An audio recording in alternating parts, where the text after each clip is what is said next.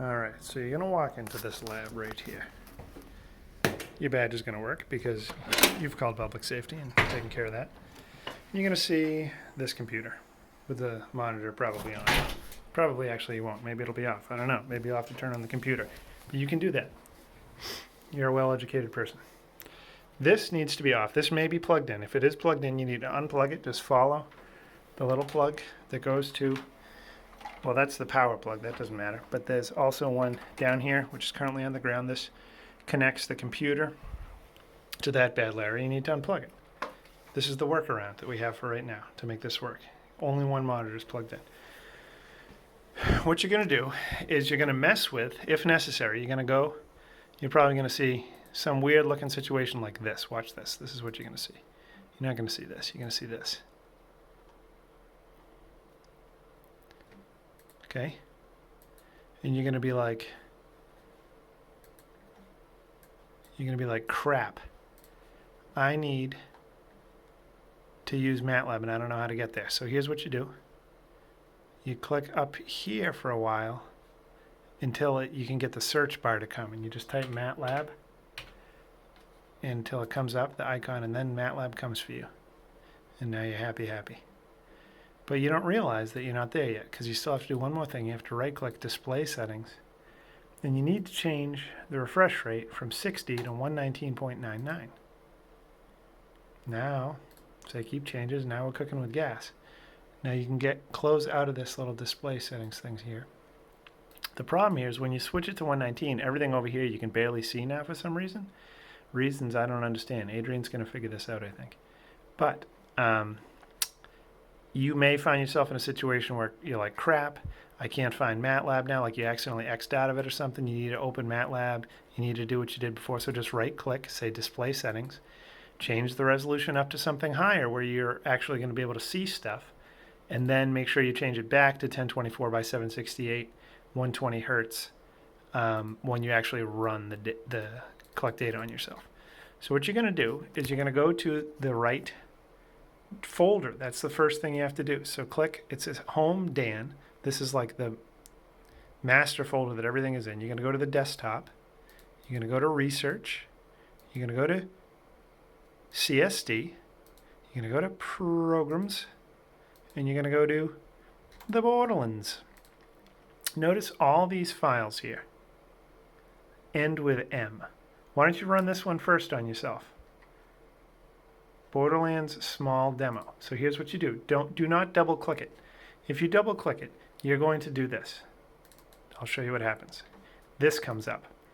What then happens is you start answering the experiment and stuff, you press buttons and stuff, and whoops, you just press the buttons, the letter D by accident. Oh my gosh, you just changed the code. The whole program doesn't work now and we have a tough time finding it. So in general, when you're collecting data on yourself, you do not want to open the program as I just did. So I'm going to close this. I'm not going to save changes.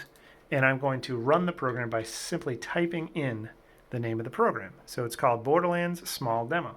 I'm going to type start to type it, then I'm going to hit the tab button, and all the programs that begin with what I was typing are shown, and I can just scroll to the bottom, click on the one I want, hit enter.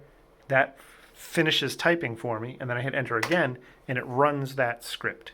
So up comes this little box asking how many repetitions I want. Sorry, the string is in the way. And my subject ID. By the way, the string is in the way because the string is very important. I've taped it to the screen. You guys should tape it on better because I'm like using an old reused piece of tape, which is definitely going to break. But, oh, look at that, 3D. You want to put your chin on this chinny chin rest here. I'll do a selfie mode. And you want it to be such that your head the string is taut when your head is hitting this. So this actually means we need to move it back. For my head at least, which really your head is probably going to be the same. That's within tolerance. That's pretty good. So just double check that your head is in the right spot. So you're going to go on the chin rest. You should use, especially these days in the coronavirus, use one of these alcohol wipes. Wipe down the chin rest. Do yourself a favor, get a little paper towel, put it between your chin and the chin rest. I call that a chin gasket because it gets sweaty in there when you're doing a lot of psychophysics for a long time. And that'll make it not sweaty if you put a paper towel in there, but wipe it down. And then you're going to put in your subject ID, which you'll type in at this computer over here, this keyboard. And I always do 9999 for myself. So you're going to type whatever works for you. Make sure you move the cursor out of the way. I need to fix the code for that, but if I forget, get the cursor out of the way.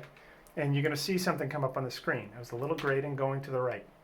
Going to the right. So press the right arrow. Press the right arrow. I couldn't tell which way it went, but I'll guess. I'll say left. I'll say right. I'll say left. Okay, done.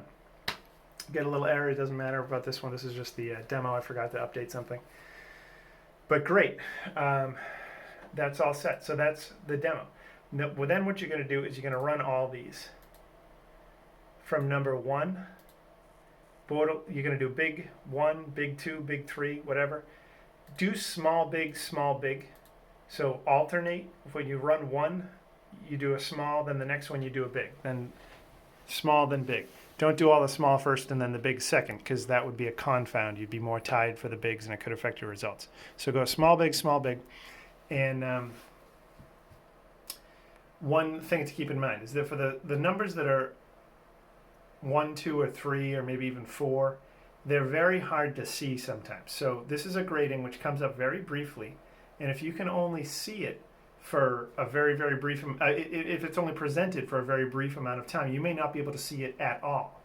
You might be like, I'm waiting to press left or right, but I didn't see anything at all come up on the screen.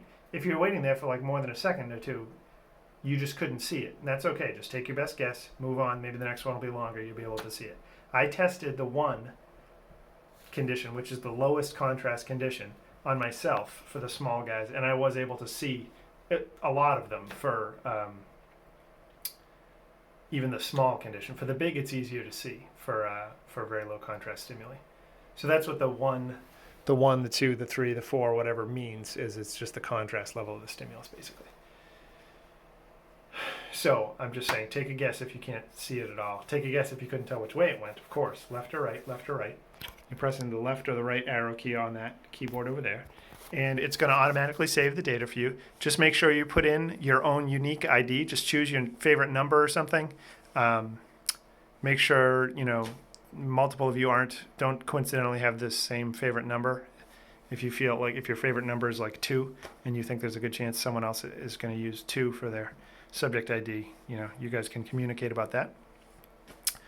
But yeah, that's what you'll do is collect your data as I've just described. Now, one other thing I didn't mention is that you need to do 2 things. You need to turn on this monitor, let it warm up for at least 5 minutes. If it's not already on when you get here, let it warm up for at least 5 minutes, if not 10 minutes, before you start collecting data, because that's going to affect how the stimulus looks, is whether it's warmed up or not. The other thing is definitely shut off the lights when you collect data on yourself. There will be, this thing is like a little light behind you and stuff, and you can see, man, my phone's really good in the dark, but it's a Google Pixel. But the only light right now that's allowing you to see these things in the room is just the light from the monitor itself. Look at that thing, very bright. But yeah, do it in the dark. Do those, there's what? 1, 2, 3, 4, 5, 6, 8, 10, 12. There's 9 conditions for small and 9 conditions for big. So that's 18 conditions. Each of them is going to take you, I think, probably only about 2 minutes. Let's see, if I type cond, how many trials is it? Come on, man. Cond.